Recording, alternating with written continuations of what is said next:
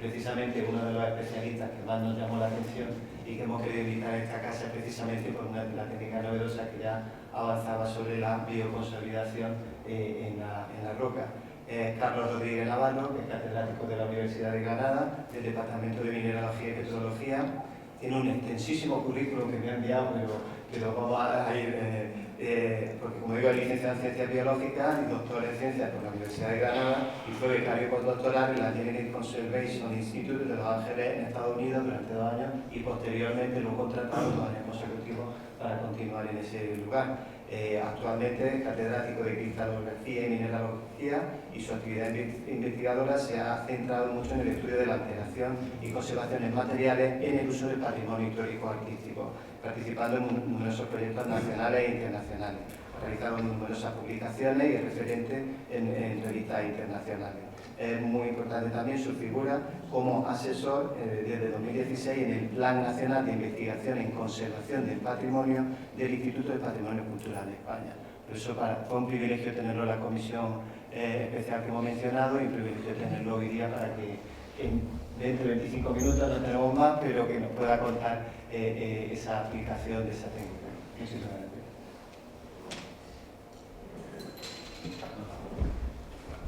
gracias. Muchísimas gracias por la oportunidad que me han ofrecido los organizadores y bueno, muchas gracias al público por estar aquí presente.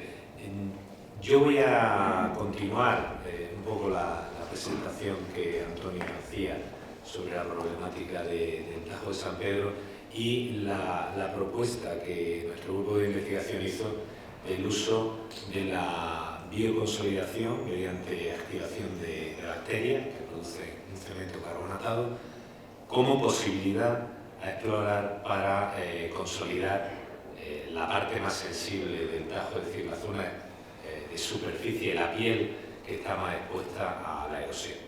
Como bien ha dicho Antonio, una de las conclusiones de los estudios previos es que se observa que el material, el conglomerado Alhambra, tiene una zona superficial bastante degradada, ya que pierde cohesión el cemento natural que tiene este tipo de roca sedimentaria, y en el interior es muy coherente, un material muy cohesivo, resistente, pero esa superficie, esos primeros centímetros, son la piel sensible que se va perdiendo poco a poco, y es la responsable fundamental de ese avance de unos 8 centímetros anuales.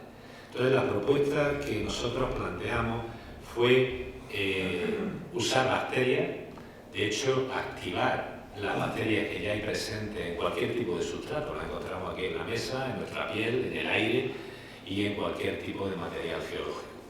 Y una gran mayoría de esas bacterias producen carbonato. Las bacterias son capaces de asimilar distintos compuestos. Aquí tenemos un ejemplo de bacterias que se llaman ureolíticas, degradan urea, producen CO2, amoníaco, y ese amoníaco alcaliniza el ambiente en el que se rodean, y si hay un aporte de calcio, el calcio en reacción con el CO2 que ha producido la propia bacteria o el del aire, al final genera un cemento, lo que tenemos aquí indicado como estos cristales, de carbonato cálcico. Es algo que de forma natural hacen estos organismos, y aquí vemos el ejemplo final. Lo que observamos, estos agujeros son las improntas de los restos de la célula de la bacteria, y todo lo que la rodea es cemento carbonatado, ¿no? Prácticamente una roca. Y de forma natural lo hace. Y aquí tenemos el ejemplo. Este tipo de precipitado de carbonato cálcico es un cemento generado por bacterias. Pueden formar o bien calcita, carbonato cálcico, y una variedad de carbonato cálcico, también la baterita. Cambia un poco la morfología. Son biominerales porque se producen de forma natural. Tienen una parte de componente que es inorgánica, carbonato cálcico, y tienen una parte orgánica, restos celulares, productos de la actividad de la bacteria, que forman un híbrido orgánico-inorgánico mucho más resistente que el propio material carbonatado. El carbonato cálcico tal cual es muy frágil, se erosiona fácilmente, pero cuando tiene incorporación de materia orgánica es extremadamente resistente. Como ocurre, por ejemplo, en las conchas de un molusco. Son carbonato cálcico, pero extremadamente resistentes. Todos lo hemos visto. La concha de un mejillón no podemos cortar y son muy resistentes y muy fina. Y eso es debido a esa característica híbrida, orgánico e inorgánico. Eso lo genera la bacteria. Y lo hacen en cualquier tipo de ambiente. Podemos observar formación bacteriana, por ejemplo, en cuevas. La formación de estalactitas y estalagmitas está en gran medida inducida por actividad bacteriana. Y rocas, por ejemplo, como el travertino romano, que se ha utilizado en el Getty Center, en Los Ángeles, donde había estado realizando un postdoc. Este material, utilizado por los romanos, está fundamentalmente precipitado, formado por bacterias. Es decir, las bacterias no lo hacen ese efecto a pequeña escala, lo pueden hacer a escala de metros incluso. ¿Por qué nos interesó a nuestro grupo explorar la capacidad que tiene la bacteria para consolidar, por ejemplo, un material? Bueno, nuestra idea original dentro de nuestro grupo de monumentos en la Universidad de Granada era buscar alternativas a tratamientos convencionales, por ejemplo con polímeros, aquí vemos el caso del paraloid, u otro tipo de tratamientos que se han aplicado para consolidar piedra en el patrimonio histórico artístico. Piedra, mortero, ladrillo o, por ejemplo, pintura mural. El problema que tienen estos tratamientos es que con el tiempo agravan los problemas. Esto lo vemos aquí en un caso de una pintura mural maya que aguantó 1200 años en buenas condiciones, se aplicó un tratamiento en 1999 con un polímero orgánico y se perdió bastante material en poco tiempo. Entonces se han buscado alternativas más ecológicas, más sostenibles y más compatibles para consolidar este tipo de materiales. Y una de ellas es la biomineralización bacteriana. Esto es digamos, el origen de por qué se plantea la posibilidad de utilizar bacterias o activar la bacteria y producir biomineralización para consolidar el frente expuesto del Tajo de San Pedro. Hay varias formas de hacer eso. Por ejemplo, en consolidaciones en patrimonio histórico-artístico se puede aplicar una bacteria en un medio de cultivo, por spray, se le aportan nutrientes, estas crecen y calcifican, forman un cemento coherente. Hay otros métodos más sencillos, menos complejos, no necesita aportar una bacteria, ese es un método que ha desarrollado la Universidad de Granada, en el cual, en vez de aportar bacterias externas, se le aplica al material, al sustrato a tratar, un medio de cultivo estéril, es decir, una especie de sopa para que las bacterias puedan vivir y crecer de forma agradable. Se le aplica a las propias bacterias que ya están en ese sustrato, estas crecen y calcifican. Y al final generan una buena consolidación de ese material. Aquí vemos el ejemplo de aplicación de este tipo de tratamiento, de activación de la microbiota que produce carbonato en un sustrato, en el caso de la Capilla Real, en la crestería, aquí vemos cómo se aplica en medio, un spray y el resultado. Todo lo que vemos en esta imagen son bacterias, células bacterianas calcificadas, se unen una a otra y crean un cemento, un biocemento de carbonato cálcico muy coherente. Por ejemplo, se hacen ensayos, aquí tenemos de pérdida de material en superficie, antes del tratamiento y después del tratamiento, se reduce enormemente esa pérdida. Ensayos de taladrado, vemos qué resistencia ofrece el material a ser taladrado desde la superficie hacia el interior, comparándolo con otros tratamientos convencionales, en el caso de aplicación en una piedra, por ejemplo, paraloid, silicato de tilo o un polímero de tipo movital, y vemos que el tratamiento bacteriano adquiere una excelente consolidación, aumenta la resistencia del material en todo el perfil de aplicación. Es un aspecto muy importante. Cuando nosotros consolidamos un sustrato, sea una piedra o sea la superficie del tajo, queremos que penetre el efecto del tratamiento en el interior. Si lo aplicamos solo en la superficie, generamos una costratura, pero el resto del material sería incoherente, un material friable, se pierde. Si conseguimos que el tratamiento sea efectivo en profundidad, que consolide en profundidad, el tratamiento va a ser en principio un éxito. Y eso lo consigue este tipo de tratamiento bacteriano. Bueno, pensamos, aquí en Granada puede funcionar, y en otros ambientes, y en otros sustratos. Hay ahí entra uno de los estudios que desarrollamos por la Universidad de Harvard y la Fundación Santander, lo pagó Botín, hay que decirlo, y fue en Copán, en el sitio arqueológico de Maya de Copán. Ahí tiene una serie de estructuras de época fundamentalmente clásica y que tienen una piedra muy particular, una piedra toba, que tiene un problema que en cierta medida nos puede ayudar a entender lo que pasa en el Tajo de San Pedro.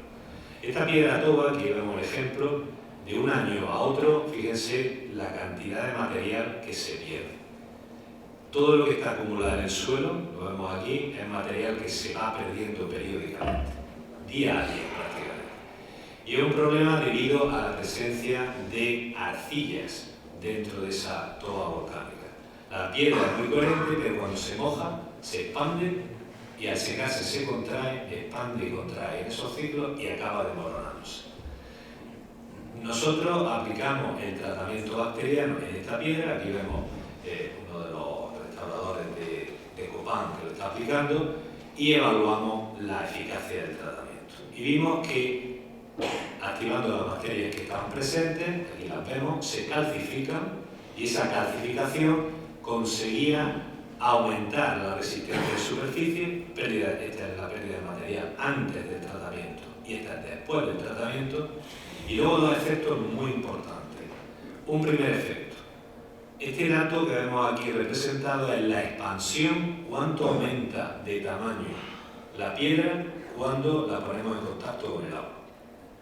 Antes del tratamiento seguía esta curva, después del tratamiento la curva roja. Es decir, se reduce casi 4 o casi 5 veces la expansión. Y al reducirse esa expansión, los daños después de esos ciclos de humedad seca se reducen enormemente. Repito que debido a la presencia de arcillas, que luego veremos son materiales que están en el conglomerado alambre. Y otro aspecto importante, antes del tratamiento la superficie es hidrofílica, es decir, le ponemos una gota de agua y se expande con un ángulo de contacto muy bajo, y tras el tratamiento bacteriano, las bacterias son capaces de producir un efecto hidrófobo, es decir, hacer que la gota de agua que ponemos tenga un ángulo de contacto muy alto. Esto evita que el agua penetre fácilmente en el interior del material. Entonces tenemos una dualidad de acción por la bacteria, por un lado consolidan y por otro lado protegen al sustrato. Un aspecto que veremos puede tener aplicación directa en la conservación del Tajo. Pero claro, esto es a escala de un muro, como lo que tenemos aquí. ¿Qué pasa a una escala mayor? Ahí tenemos indicios, bueno, hay experiencias que se puede utilizar la bioconsolidación bacteriana para otros aspectos que no sean solo la consolidación del patrimonio histórico artístico. Por ejemplo, autosellado de grietas en el hormigón. Activamos la bacteria y aquí vemos una grieta antes y después de la activación. Podemos cementar arena. Esta es una arena cementada con bacterias y aquí tenemos en este bote la misma arena que fluye, no tiene coherencia cuando no la hemos conseguido cementar. Es decir, el tratamiento bacteriano permite consolidar arena, pero no solo en el laboratorio, en el campo. Aquí vemos ensayos de consolidación de arena de playa. Imagínense la poca coherencia que tiene. Y conseguimos este tipo de material, un material coherente, consolidado, con grado de consolidación de varios centímetros. Este método es en pulgadas, serían como casi 3 centímetros. Y eso se consigue porque entre granos de arena las bacterias generan un cemento, aquí tenemos ejemplos vistos al microscopio electrónico, que une los granos. Entonces, eso ya nos da una idea que a gran escala se puede hacer, pero incluso a mayor escala. Aquí tenemos un ensayo que se hizo en la Universidad de Gante, rellenando una especie de piscina con 100 metros cúbicos de arena pura y consolidándola con bacterias. Luego se aplicó a presión agua para erosionar lo que era el material arenoso y este es el resultado después del ensayo de aplicar el agua a presión, que vemos aquí los charcos de agua.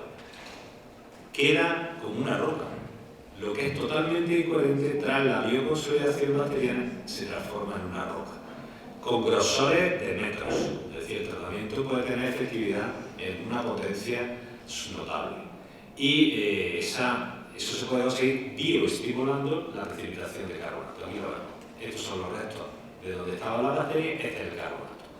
Bien, entonces aquí se planteó, como se ha presentado anteriormente, la posibilidad de ensayar cómo de factible es este tipo de tratamiento para consolidar la parte más sensible, la piel del Tajo de San Pedro.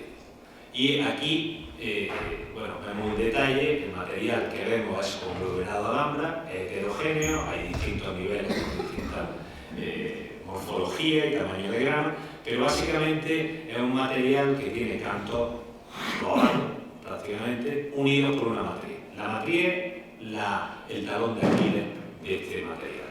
Esa matriz tiene arcillas. Nosotros la hemos estudiado, hemos visto que, por ejemplo, en el Tajo de San Pedro y en otras zonas, pues tienen minerales de la arcilla, algunos expansivos, otros no, hilita, por ejemplo, chamosita, no entro en los detalles, son materiales que pueden aumentar de volumen con el agua y luego se contraen. Aquí vemos el detalle de cómo se ha analizado esa arcilla, con métodos tales como la difracción de rayos X, que confirman que hay arcillas expansivas, hermetitas, que absorben mucho el agua, actúan como una especie de esponja. Se expanden cuando absorben el agua y se contraen cuando se secan. Lo vemos el ejemplo de forma mucho más gráfica. La arcilla en un material, como por ejemplo esta piedra, cuando aumenta la humedad relativa, fíjense como si fuera un pulmón que respira y se contrae. Aquí vemos cuando aumenta la humedad relativa y cuando se seca. Eso a escala micrométrica. Si lo hacemos a escala de metros, el efecto de expansión y contracción es espectacular. Y los daños, pues aquí lo vemos, simplemente una piedra que tiene arcilla, la ponemos en agua y se fractura. Y vemos su expansión. Este sería el gráfico de expansión, secado. Esos movimientos causan daño irreversible. Antes de llegar al Tajo, lo que sí habíamos probado era consolidar tapial. El tapial de la Alhambra, en cierta medida, es un conglomerado artificial, hecho con el propio material del conglomerado Alhambra. Y ahí se probó el tratamiento de bioconsolidación en un sector de una de las murallas de la Alcazaba y se observó que los resultados eran muy prometedores, eran mucho mejores que los de otros tratamientos convencionales que se aplicaron en paralelo. Por ejemplo, tratamiento con alcoxicilano, con nanopartículas de distinto tipo, entre otros. Y el de bacterias, repito, fue el que consiguió consolidar el material. Aquí vemos el carbonato bacteriano aplicado en tapial. Entonces, una vez que habíamos visto que funcionaba en un material muy parecido al conglomerado Alhambra, se hizo ya un estudio de viabilidad coordinado por el patronato y bueno, aquí con mucha relación con Juan, que fue uno de los proponentes que avisó de esta posibilidad de utilizar el tratamiento. Se prepararon muestras para ensayarla en el laboratorio con el material más fino del conglomerado Alhambra, prácticamente tierra, aquí vemos los ejemplos de esos materiales, y se aplicaron distintas variedades de tratamiento de bioconsolidación. Una de ellas, la activación directa con un medio nutritivo, lo que llamamos N3P, otra, aplicación de una bacteria externa que produce carbonato, ureolítica, y otra simplemente activar la bacteria ureolítica presente. Bien, los resultados tras el tratamiento, en todos los casos, aquí tenemos lo que se llama un termograma, ver la pérdida de peso del material antes del tratamiento y después del tratamiento y a distintas temperaturas. Y este rango de temperatura muestra la formación de carbonato cálcico. Antes del tratamiento en el material de la Alhambra, del conglomerado Alhambra, tenemos 4% de carbonato y después del tratamiento, según el tipo, aumenta, incluso al doble casi, en el caso del N3P. ¿Y por qué aumenta? Porque tenemos generación, aquí lo vemos en el propio conglomerado Alhambra, cómo se generan carbonatos, y estos son células de carbonato que se unen cuando se calcifican y consolidan el material. Lo consolidan porque lo hemos comprobado mediante resistencia al taladrado, estos serían los bloques tratados y después de haberle hecho esos ensayos, y vemos que cuando se aplica el tratamiento sube la resistencia al taladro en un perfil y aquí tenemos en azul el control. Hay cierta variabilidad porque el material es muy heterogéneo, pero en general se consolida. Y un aspecto muy interesante, la resistencia a compresión de los bloques tratados. En el control el material es más frágil. Vemos aquí la resistencia a compresión máxima es mayor incluso que antes del tratamiento. Pero uno podría decir, ya la hemos. Ha fallado el tratamiento. No. Lo curioso es que sí, baja ligeramente la resistencia máxima a compresión, pero fíjense en esta cola. Es decir, el material admite una enorme deformación sin colapsar. Eso implica que hacemos el material más plástico y lo hacemos menos sensible a los esfuerzos de deformación. No genera fracturas, se va deformando plásticamente, como si fuera plastilina, pero luego puede recuperar su forma. Entonces, es un material que no colapsa, genera una fractura, ¡pum!, y se viene abajo, ¿no? Sería una pequeña deformación. Eso es un aspecto muy interesante que avala que esta aproximación sería bastante efectiva. Y otro aspecto importante es efecto contra el agua. El agua aquí es el gran problema para materiales que tienen arcilla, como el conglomerado blanco. Tras el tratamiento de estos bloques, este es el control. No lo ponemos el control aquí porque está aquí. ¿Y por qué está aquí? Porque no lo podíamos sacar cuando lo metíamos en agua. El control sin consolidar por la bacteria se deshace en minutos cuando lo ponemos en agua. Es un barro. Y aquí vemos qué le pasa a los materiales ya consolidados por la bacteria. Vemos sobre todo en el caso de N3P que funciona bastante bien. Aquí vemos ya un gráfico numérico, cuantitativamente, cómo aguanta, cómo pierde material con el tiempo. El control lo pierde prácticamente de forma instantánea y aumentamos la resistencia cuando tenemos el material ya consolidado con bacterias, sobre todo por activación bacteriana con el N3P.